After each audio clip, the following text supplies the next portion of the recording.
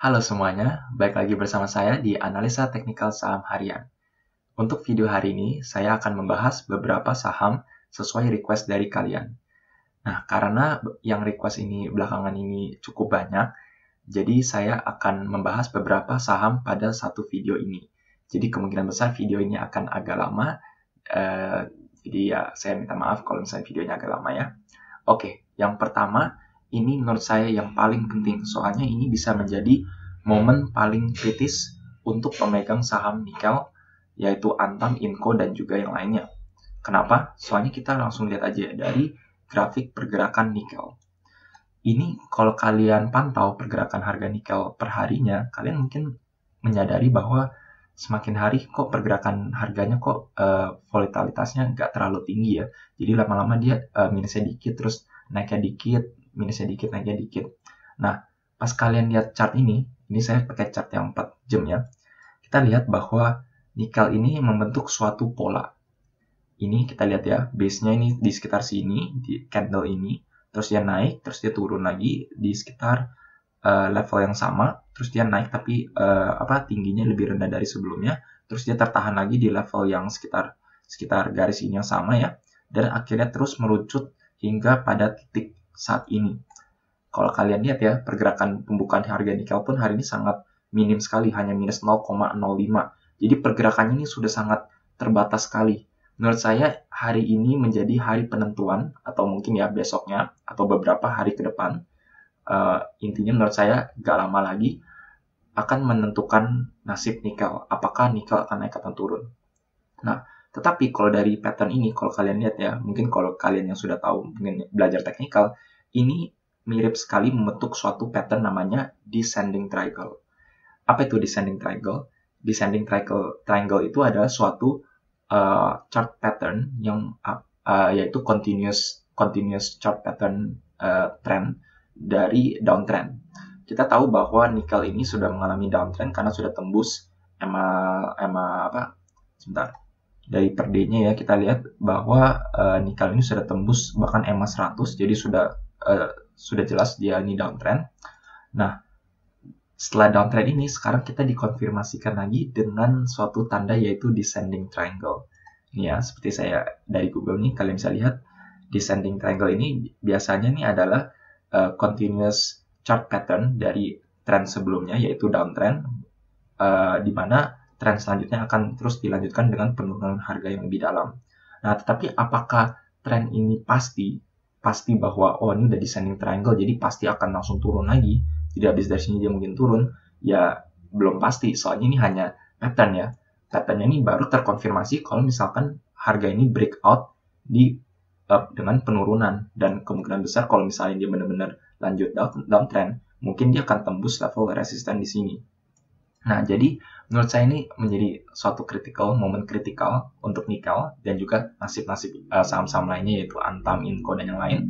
Jika beberapa hari ke depan nikel akan mengalami penurunan yang dalam dan tembus level support ini dan mengkonfirmasi pattern descending triangle-nya, ya kemungkinan besar nikel akan terus turun dan terus turun lagi. Ya, seberapa dalam mungkin sesuai di analisa video saya sebelumnya ya. Overall nikel tuh masih uptrend, tetapi emang koreksi-koreksi seperti ini cukup wajar gitu. Nah kalau dari analisa teknikal lainnya gimana nih? Kalau dari patternnya kan kesannya kayak descending triangle ya. Nah, kalau dari analisa teknikalnya sih, kalau saya lihat sih MACD-nya sih emang naik ya. Harganya overall dia terus mendatar, melemah, tetapi MACD garisnya naik. Nah, tetapi kalau kita lihat ujung-ujungnya ini ya, ini MACD-nya 5,6 ya, di sekitar sini. Nah, tetapi pas di sini itu sekitar 5. Harganya sih emang overall ini sama ya, harganya sekitar sama, tetapi MACD-nya nih semakin lama semakin melemah. Melemahnya tipis sih. Jadi gimana ya? Tidak terlalu solid untuk menunjukkan bahwa ini ada pelemahan atau gimana ya. Nah, tapi ya adanya descending triangle ini yang menjadi menurut saya cukup khawatir. Kalau misalkan benar ya breakout, ya kemungkinan besar nikel akan downtrend. MACD-nya pun secara overall sih masih uptrend. Jadi menurut saya dari video saya sebelumnya sih nikel nih saya sih ada harapan bahwa nikel ini mungkin akan tertahan di level segini ya. Karena MACD-nya overall dia naik terus ya. titik rendahnya terus dia naik overall. Nah, terus MACD-nya garisnya pun juga sudah naik. Nah, tetapi dengan pattern descending triangle ini, dan dari ujungnya pun kita lihat MACD-nya sudah mulai melemah, money flow index-nya pun dari ujungnya kita lihat dari sini, titik rendahnya pun juga semakin melemah juga. Menurut saya kalian harus waspada aja untuk saham-saham nikel dan yang lainnya. Apakah ini akan terkonfirmasi? Ya saya sih juga berharap enggak ya. Saya harapannya sih dia naik. Semoga ya, dan semoga pergerakan harga antamnya pun juga ikut naik. Itu jadi untuk analisa teknikal nikel ini, jadi saya sarankan untuk kalian pantau aja pergerakan nikel selanjutnya ya. Nah, sekarang kita lanjut untuk analisa Antam. Oke, nah Antam ini menurut saya sebenarnya dia ada potensi untuk naik. Kenapa? Soalnya dia kan sempat turun ya, yang saya bilang sebelumnya dia overall emang naik dan akhirnya dia rebound. Nah, terus pas dia sempat turun-turun lagi, ini kita lihat MACD-nya. MACD-nya terus naik. Garisnya pun sudah mulai menanjak juga. Ini money flow index-nya pun walaupun dia sempat turun-turun ini, lihat ya, harganya dia turun terus. Tetapi money flow index-nya stabil. Bahkan pada penutupan hari ini pun dia naik lagi. MACD-nya pun juga naik ya, garis histogramnya pun juga menunjukkan kenaikan. Walaupun kenaikannya nggak signifikan, tetapi dia pelan-pelan menunjukkan kenaikan. Jadi menurut saya, Antam, Inco, dan yang lain ini ya, mereka nih menurut saya investor-investor lain menurut saya lagi nungguin pergerakan nikel juga nih. Soalnya mungkin mereka khawatir ya, nggak tahu ya, kalau mereka melihat ada pattern descending triangle ini kan pasti mereka was-was ya. Jadi menurut saya mungkin mereka masuknya pun juga pelan-pelan, soalnya mereka mau lihat apakah descending triangle ini terkonfirmasi atau tidak. Soalnya kalau terkonfirmasi, kemungkinan besar nikel akan turun lebih dalam lagi, dan Antam dan Inco dan saham-saham nikel lainnya akan mengalami penurunan yang lebih dalam lagi. Itu yang kalian perlu antisipasi ya dari saham-saham nikel, Antam, Inco, dan yang lainnya. Gitu. Jadi untuk Antam sama nikel ini ya. Oke. Sekarang selanjutnya sesuai request saya akan membahas MDKA. Nah, jadi kita ketahui juga bahwa MDKA ini belakangan ini kayaknya mengalami koreksi yang cukup luar biasa ya. Sebelumnya dia mencapai all time high-nya di sekitar 2.900, bahkan kayak pernah nyentuh 3.000 deh kalau nggak salah. Sejak itu dia terus mengalami penurunan dan penurunan. Nah, untuk selanjutnya gimana nih? Dari analisa teknikalnya menurut saya menemukan suatu hal yang cukup menarik di MDKA, dan menurut saya cukup bisa kalian gunakan saham ini untuk kalian trading. Ini saya langsung pakai chart 4 jamnya aja. Kita lihat bahwa saham MDK ini belakangan ini mengalami penurunan terus ya. Nah, tetapi MACD-nya dia naik nih. Kalau kalian nyadar ya. Harganya dia turun terus, merah terus ya. Dari sini kita lihat sebentar. Dari harga awal di sini, terus dia sempat total udah turun sekitar 4,68%. Tetapi MACD-nya dia naik terus ini. Nah, secara MAV-nya sih emang dia overall turun, tetapi pas pada ujung di sini kita lihat harganya terus turun, tetapi MAV-nya pun dia nanjak. Jadi MACD-nya dia nanjak, money flow-nya pada ujungnya dia mulai menanjak, tetapi harganya terus turun. Jadi menurut saya ini ada suatu bullish divergence ya, harga turun tetapi MACD-nya naik, money flow index-nya dari ujungnya juga menandakan kenaikan. Jadi menurut saya bisa aja kalian antisipasi ya untuk MDKA nih kemungkinan besar akan mengalami rebound. Tetapi kalian harus waspada bahwa ini kan pakai time frame per 4 jam. Jadi ini untuk jangka menengahnya. Jadi untuk jangka menengahnya kemungkinan besar MDKA akan mengalami rebound. Karena dari sininya pun menunjukkan suatu bullish divergence. Nah, jadi bullish divergence ini emang sebenarnya sih dia bukan hanya rebound, sebenarnya dia tuh suatu trend reversal pattern, di mana dari awalnya dia downtrend, dia akan mengalami uptrend. Nah, tetap kan ini hanya 4 jam, jadi menurut saya biasanya nggak terlalu mengandalkan bullish divergence atau bearish divergence kalau menggunakan time frame yang lebih pendek. Itu biasanya saya gunakan hanya untuk trading. Nah, soalnya kalau kalian lihat dari per day-nya pun ini baru dia turun di sini nih. Kita lihat ya, dia baru membaik pada hari ini saja. Jadi apakah ini ada tanda-tanda divergence? Kan sebenarnya nggak terlalu ya. Nah, karena itu. Nah, jadi karena kalau kalian pakai 4 jam untuk trading, menurut saya boleh dipakai gitu. Jadi untuk jangka menengahnya, menurut saya MDKA akan mengalami rebound secara kesimpulannya. Oke, untuk selanjutnya kita akan membahas INPC, Bank Artra ya.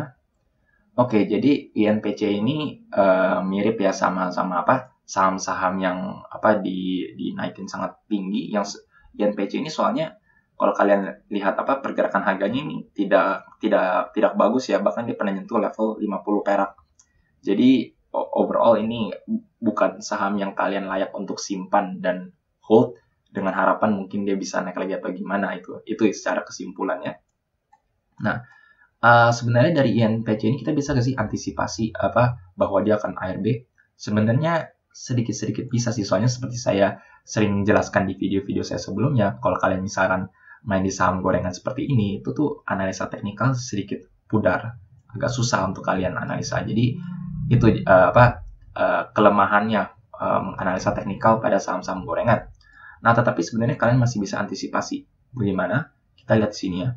Waktu harganya dia menyentuh level sini, kita lihat MACD-nya paling tinggi di sekitar level 8. Nah, pas dia menyentuh level yang lebih tinggi lagi nih, di harga yang puncaknya di sini, kita lihat MACD-nya, MACD-nya ini 9. Naiknya dikit ya, tetapi padahal harganya dia naik tinggi, tetapi MACD-nya naiknya nggak terlalu signifikan.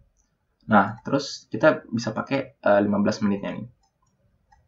Nah, kalau untuk 15 menitnya, kita lihat nih, MACD-nya pada level sini tuh sekitar 5 ya. Nah, pas di sini, MACD-nya juga 5.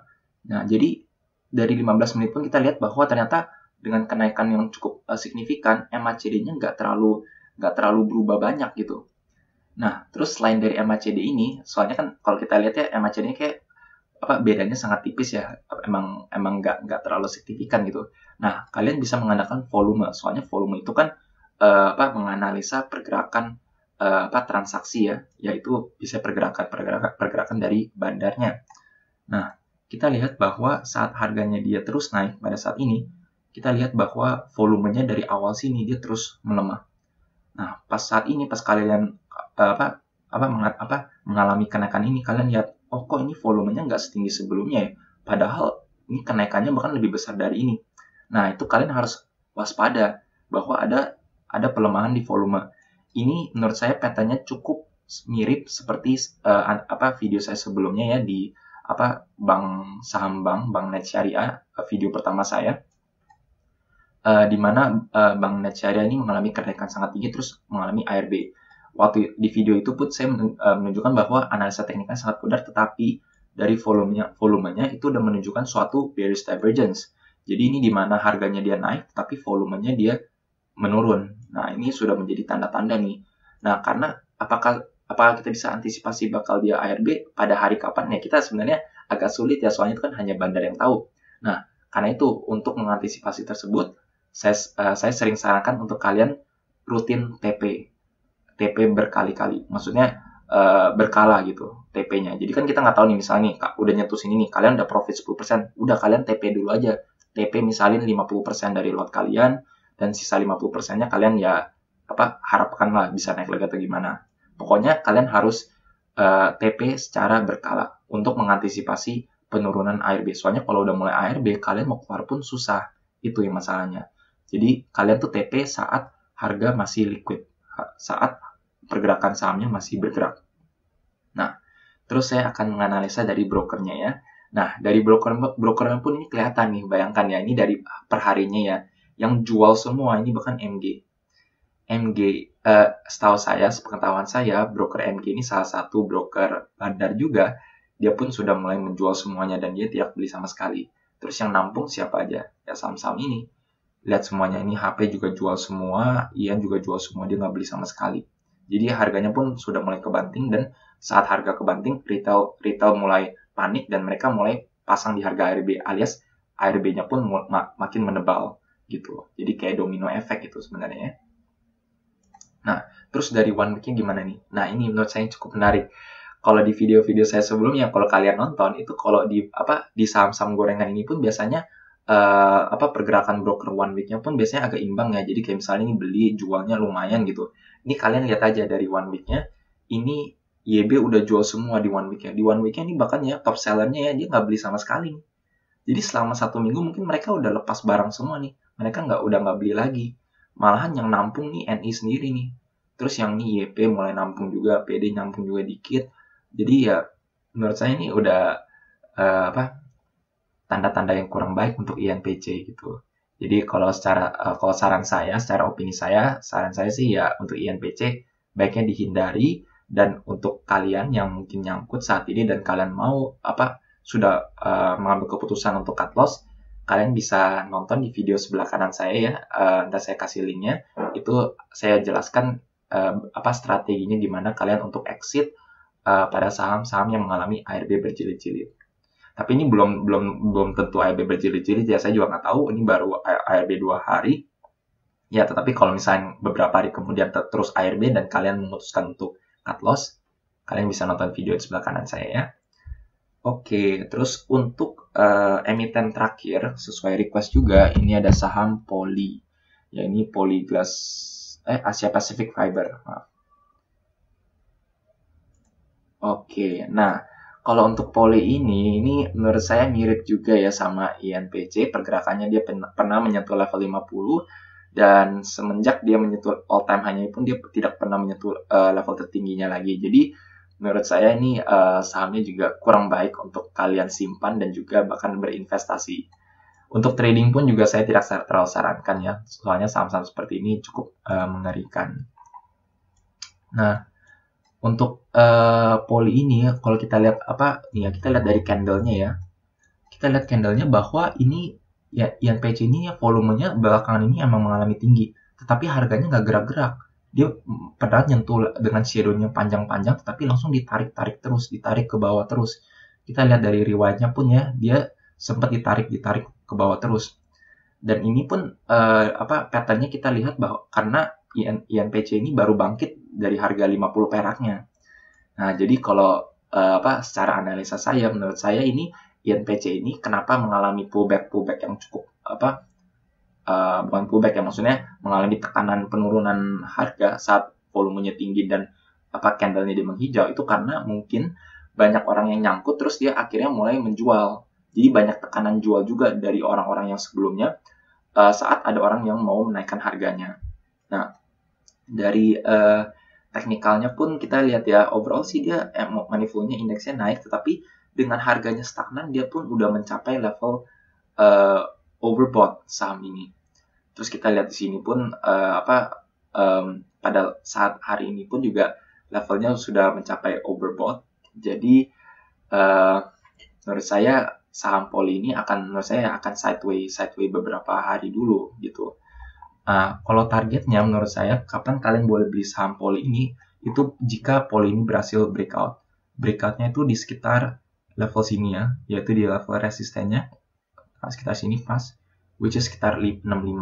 Kalau misalkan saham Poly ini bisa nembus di atas 65 dan bertahan dan terus naik, kemungkinan besar Poly akan melanjutkan kenaikannya. Nah, terus kita lihat dari pergerakan brokernya ya. Nah, dari brokernya nih, ini one weeknya Poly sama INPC, kalian bisa bandingin ya, beda ya. Ini one weeknya pun sedikit imbang nih.